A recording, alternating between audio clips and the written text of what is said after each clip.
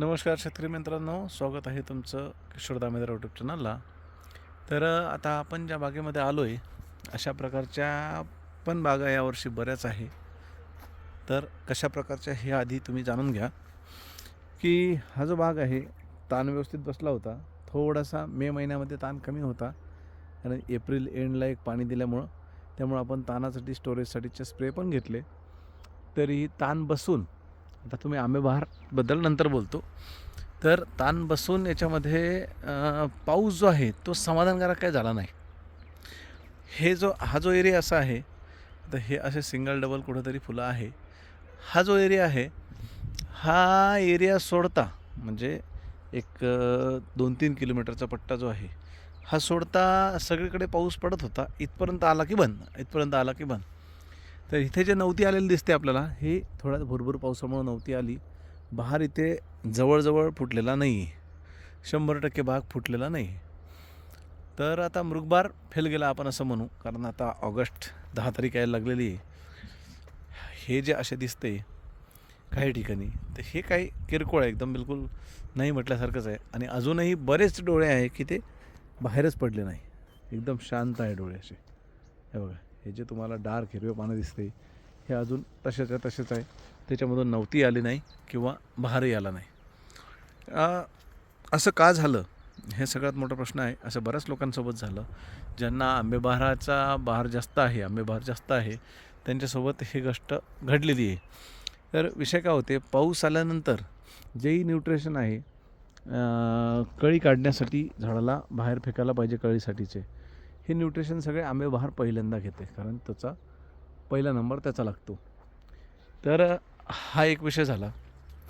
त्यानंतर CN ratio, नायट्रोजनची पूर्तता न झाल्यामुळंही CN रेशो इनबॅलन्स होतो.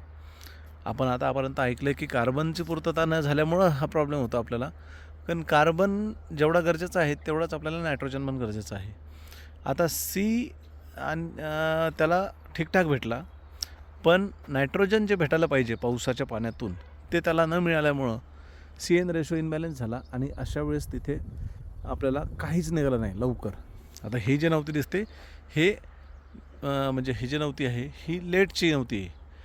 आता बऱ्याच ठिकाणी पानं मॅच्युअर होऊन हिरवे व्हायला लागले, पण इथे तुम्हाला पोपटी कलरचेच दिसते. म्हणजे ही म्हणजे इनमॅच्युअर आहे, म्हणजे अजून मॅच्युअर झाली नाही नव्हती. आणि हे जे झाड बघितलं तर हे झाड अजूनही काहीच निघालेलं नाही आहे. तर आता अशा प्रकारच्या बागेला काय करायचं, म्हणजे वाट पाहायची मृग फुटण्याची किंवा हत्तीबहार फुटण्याची, की आत्ता जो आंबेबार तुम्हाला याच्यावर दिसतोय, मी ते 10-12 झाडं तुम्हाला दाखवले. 10-12 झाडं दाखवले, तर आंबेबार इथे बऱ्यापैकी दिसतोय. प्रत्येक झाडामध्ये कॅरेट 1.5 कॅरेटचा माल दिसू राहिला आहे. काही कॅरेटला 2 कॅरेट, काही झाडाला 2 कॅरेटचं पण आहे.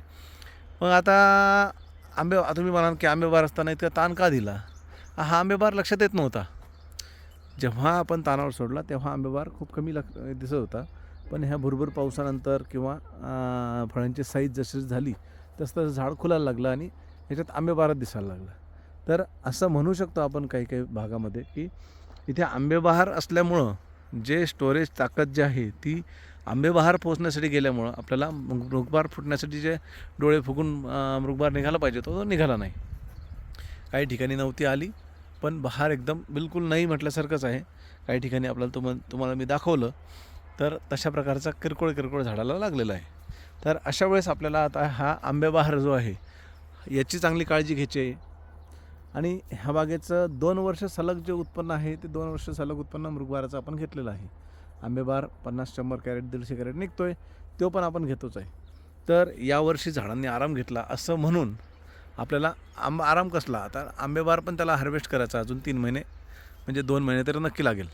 तर 2 महिन्यामध्ये आपल्याला हा प्रत्येक झाडावर जे 1-2 कॅरेट 1-2 कॅरेटचा माल दिसतोय तो आपल्याला हार्वेस्ट करायचा आहे आणि पुढच्या वर्षीसाठी मृगबाराची तयारी करून ठेवायची, जेणेकरून पुढच्या वर्षी याला ताकद अजून जास्त मिळेल आणि पुढच्या वर्षी हा डबल जोमानं फुटेल. तर त्यामुळं आता आपल्याला वाट पाहायची नाही आहे. हत्तीबहार यावर्षी काय होईल टेम्परेचरमध्ये किंवा लेटमध्ये, हे अजून काय आपल्याला माहिती नाही आहे. रेटचं काय होईल, कारण मृगाचेच माल इतका लेट फुटला आहे का तोच माल मार्च एंड एप्रिल स्टार्टपर्यंत जाणार आहे. तर हत्तीबहाराचं काय होईल हे आपल्याला आज सांगता येत नाही. त्यामुळं हत्तीबहाराचा विचार न करता झाडाला आराम घेऊ देणे आणि आहे तो माल पोसून त्याची साईज करून पैसे करून घेणे हेच आपल्या हातात आहे आणि तेवढंच आपल्याला करायचं आहे. धन्यवाद.